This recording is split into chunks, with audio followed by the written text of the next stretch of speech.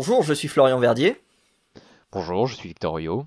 Et chaque semaine, nous allons parler d'oiseaux dans cette nouvelle émission qu'on intitule Le Courrier de la Sterne.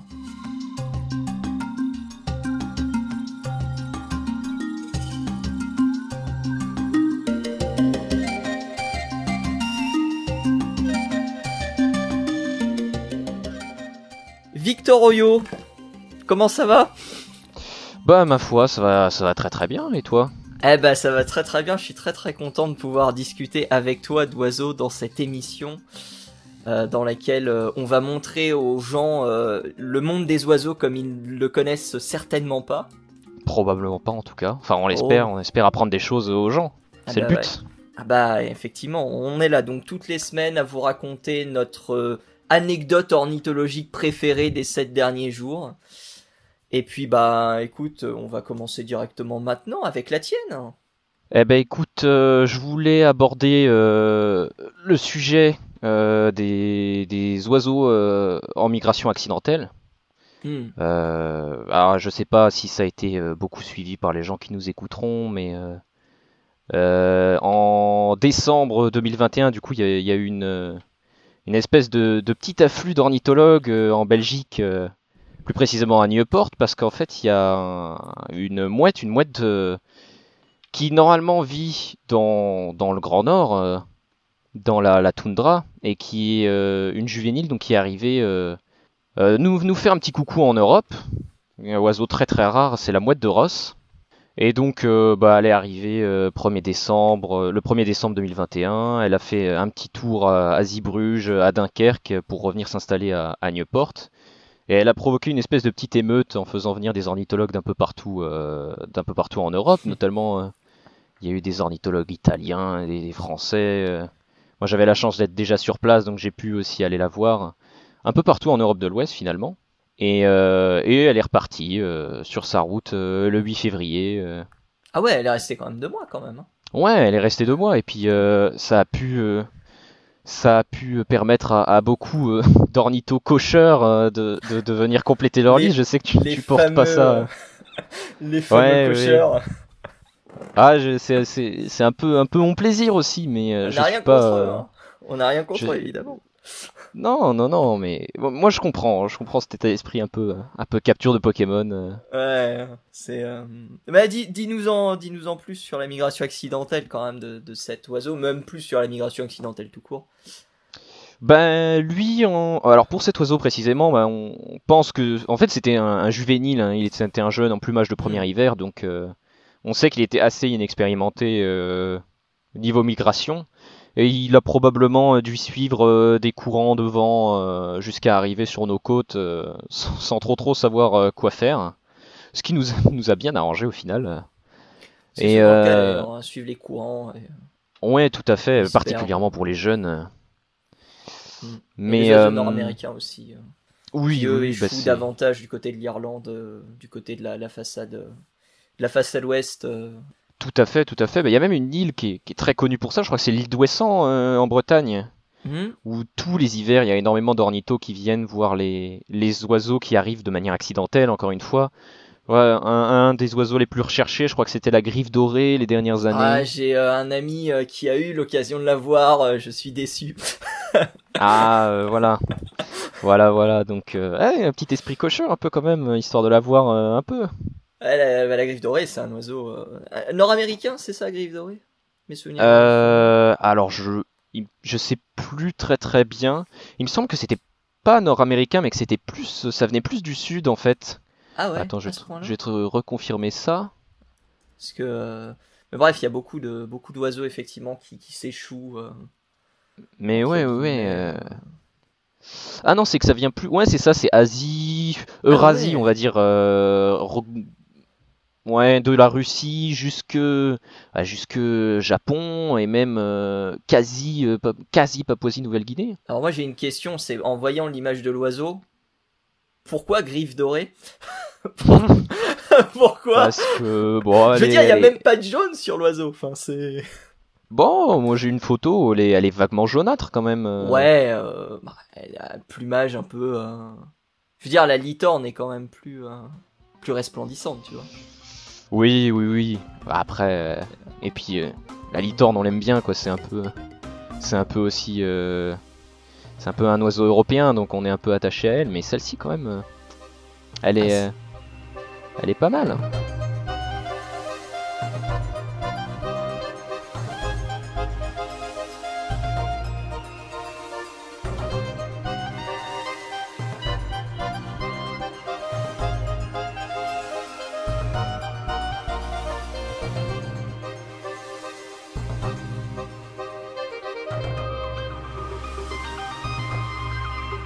Moi, j'ai une anecdote concernant Ross, la mouette de Ross. On va revenir sur elle.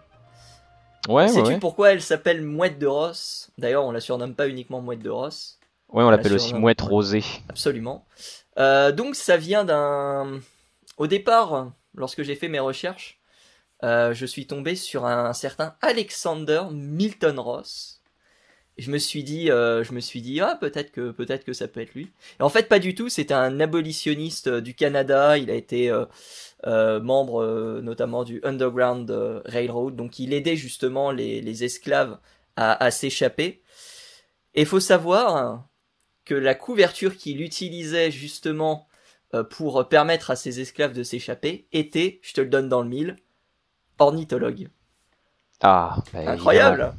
C'est Euh, fou, comme quoi tous les morceaux se recollent. donc Alexander Milton Ross, il a écrit un livre qui s'appelle Birds of Canada en 1872, mais c'est pas lui qui a donné son nom à la mouette de Ross. C'est James Clark Ross, qui était un explorateur de l'Arctique entre 1839 et 1843.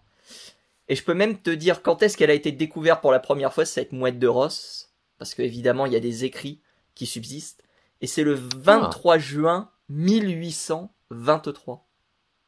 on a même le jour précis, On a même le c'est jour quand même précis, pas c'est mal. incroyable. C'est quand même pas mal. Donc deuxième expédition à la recherche du passage nord-ouest, qui était un passage extrêmement convoité lors de ces expéditions-là. Et donc voilà, le premier à l'avoir vu était donc ce James Clark Ross, qui a donc réalisé cette expédition, quoi. Et du coup, la question c'est est-ce que c'est le même qui a donné son nom à l'oie de Ross? Ah, Probablement, ben j'imagine, parce écoute, que c'est un oiseau peut-être, nord-américain, un peu canadien. peut-être. Savoir que Donc, Ross était sur le bateau naturaliste. Enfin, ça se faisait beaucoup à l'époque où les membres d'expédition étaient naturalistes, avaient des connaissances dans plusieurs domaines, que ce soit comment dire, l'ornithologie, que ce soit l'herpétologie ou la géologie ou ce genre de choses-là. Donc, moi, c'est possible, hein. C'est totalement ce serait possible. pas étonnant en tout cas, et puis ça Ouais. concorderait avec le lieu de découverte et le lieu de vie de l'oiseau. Hmm. Ouais. Donc, James Clark Ross pour le nom de la mouette de Ross.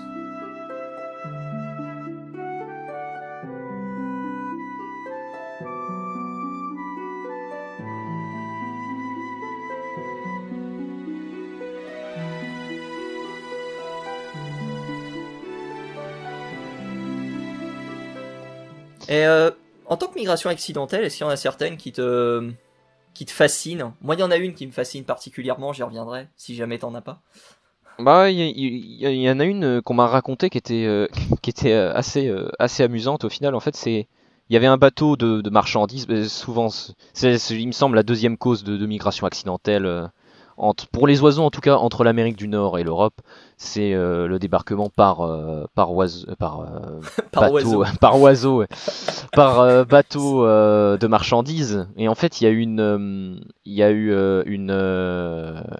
Harfang des Neiges qui a Oh! débarqué Ah sur ouais. un ouais, qui est arrivé sur un bateau de marchandises qui stationnait en Amérique du Nord et le bateau a démarré et elle a été détectée sur le bateau directement et il y avait un marin qui était très probablement ornithologue dessus et qui a alerté un petit peu les ornithos des Pays-Bas et de Belgique qui était la destination finale du bateau.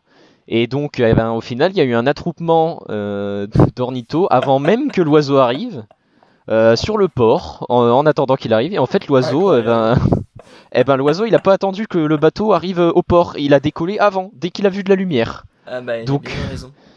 donc tout le monde Comme, était déçu. Et puis au final, elle bah, n'était pas sur le bateau. comme ça. Mais c'est le sea watching. Les Anglais ont un terme pour ça. C'est alors les ornithologues qui parfois même prennent comment dire font des croisières pour observer les oiseaux qui vont se poser sur les bateaux. Je trouve ça incroyable. Mais les Anglais ont beaucoup d'avance par rapport à nous, très clairement. Au niveau du. Bah, rien qu'en termes des termes, on en parlait. Ouais, c'est clair. Bird watcher, ornithologue et tout ça.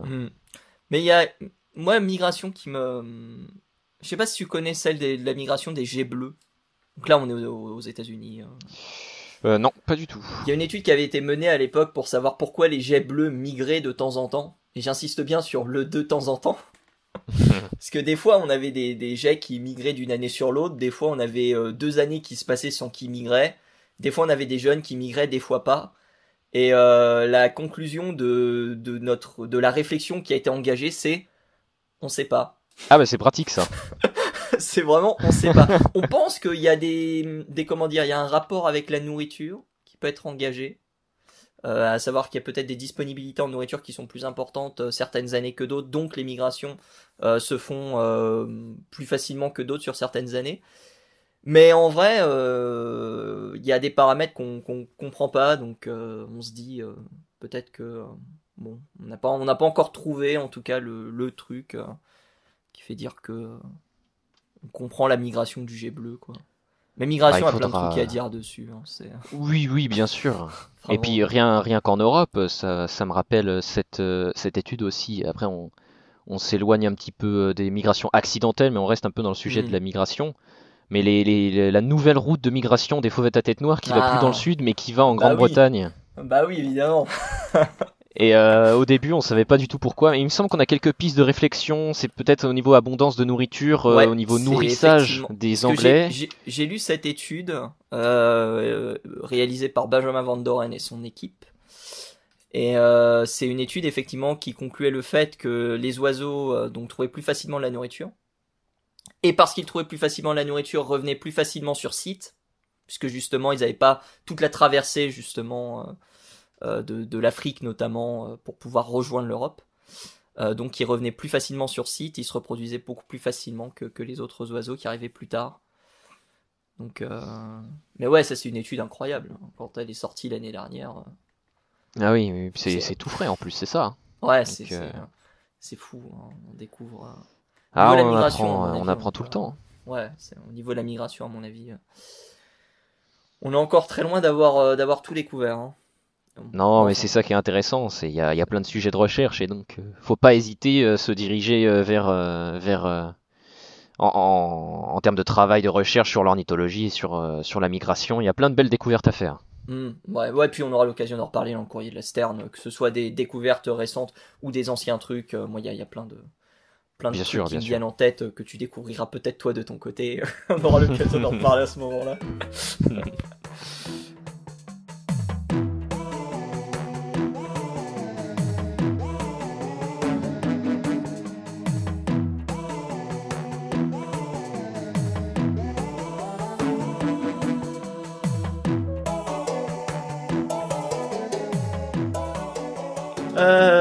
Alors moi, de mon côté, je vais te parler de couleurs.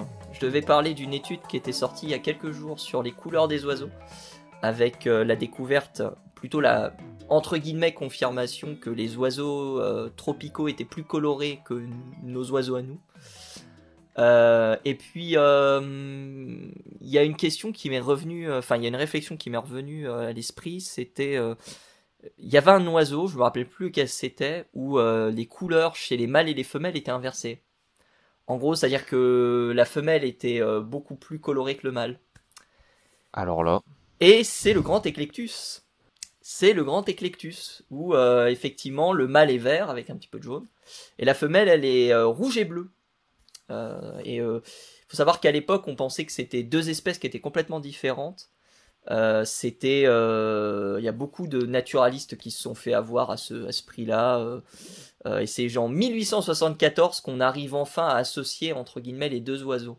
Parce qu'on pensait que c'était deux j'ai espèces différentes à l'époque.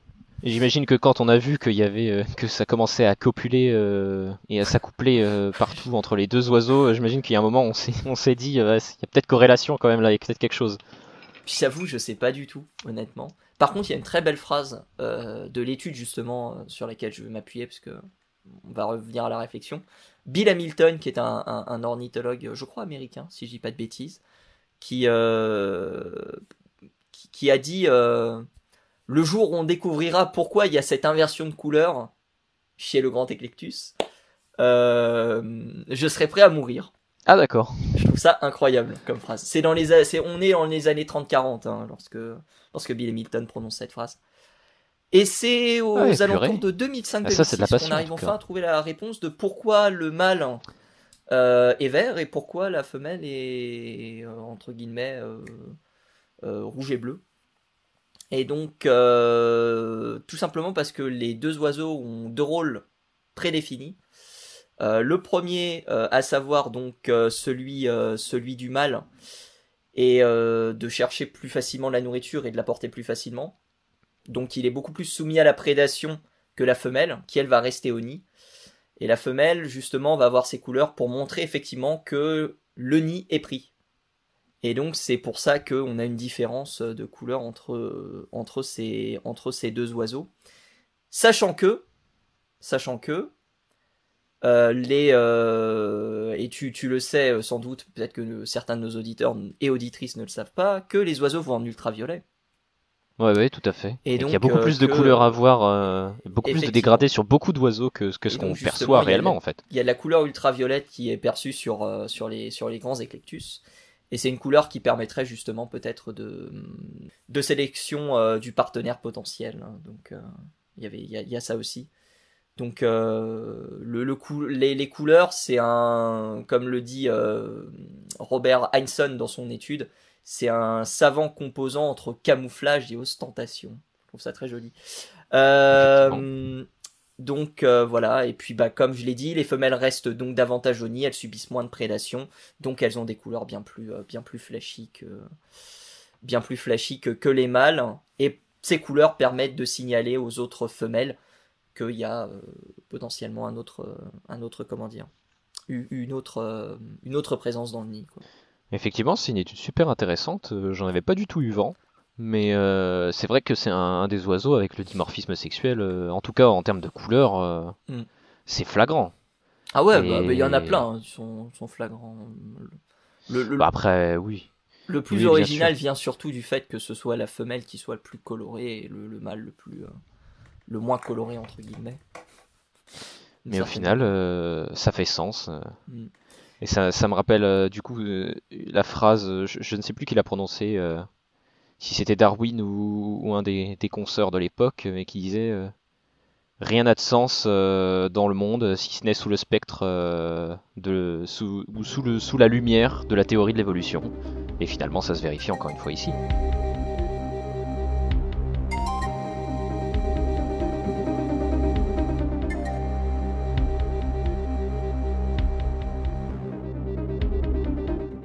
Alors, il y a une réflexion qui a été faite sur le grand Eclectus de se demander si le mâle et la femelle n'avaient pas un rôle inversé. C'est-à-dire que ce soit le mâle qui, comment dire, couve et la femelle qui va chercher la nourriture et défend le territoire. Et en fait, c'est pas le cas. Hein. Par contre, c'est le cas chez certains oiseaux. J'ai appris ça que chez les phalaropes, notamment, ils sont quoi, des Mhm. espèces de sternes. Je sais pas si on peut toi un petit peu plus spécialiste que moi sur. Moi, j'irais plus. Ça ressemble un peu à des sternes. Hein. Ouais, peut-être rapprocher ça un peu plus à des, je sais pas, à des chevaliers. Ouais, c'est des petits limicoles en fait. Ah oui, Je non, sais pas pas du tout. si. Moi, j'ai confondu avec un autre oiseau. Je suis bête. Je viens de regarder sur internet et oui, effectivement, ça ressemble pas du tout à une sterne. J'ai confondu avec un autre truc. Non, y a pas de souci. Bah tiens, en parlant de chevalier, les bécasses bécassos font aussi ça, où le mâle couve et la femelle défend le territoire. Mais au final, c'est bien plus répandu Ouais. que ce qu'on pense, hein. Aussi, il y a aussi les turnix ou les turnis, je sais pas comment ça se prononce. Alors ça, Ce sont des je espèces connais de pas du tout. cailles, de cailles Je ne C'est assez, connaissais pas du tout. Les Bah moi Tulix. aussi, j'ai découvert complètement cette famille lors des recherches, quoi. Et dernière particularité des grands éclectus, il y a beaucoup de polyandrie et de polyandrogénie. Et ça, c'est quelque chose qui est assez rare chez les psittacidés, puisque ce sont généralement des individus qui sont monogames, Mhm. qui ont un seul partenaire, entre guillemets, toute la vie. Polyandrie, donc un mâle a plusieurs femelles, et polyandrogénie, plusieurs mâles peuvent avoir plusieurs femelles. Ça, c'est un cas. Je sais pas si c'est unique. Je pense pas que ce soit unique chez les psittacidés, honnêtement. Mais peut-être. Bah peut-être. J'avoue que j'ai pas d'exemple qui me viennent d'autres Moi, psittacidés pas, comme ça. pas spécialement non plus qui me viennent en Mais tête. ce sera l'occasion de pousser les recherches Hmm, pour en découvrir encore plus, ouais, finalement. bah, effectivement. T'avais déjà vu les grands éclectus, toi? Bah, je connaissais de visu, mais je connaissais très très mal Moi, l'oiseau. je suis à peu près sûr que j'ai déjà vu mâle et femelle grand éclectus et que je les ai pris pour deux espèces différentes. Je suis à peu près sûr de ça. Ouais, quand on voit quand même le dimorphisme, c'est pas étonnant du tout. Ouais, c'est clair, c'est clair. Et une autre espèce d'éclectus, et je terminerai là-dessus. L'éclectus océanique, qui est un éclectus qui a disparu. On en a uniquement des ossements, fémur, ulna, tibiotarse notamment. Mais il a peut-être été mentionné lors de l'expédition de José de Bustamante et d'Alexandro Malaspina. On est entre 1789 et 1794. Ça dit un truc?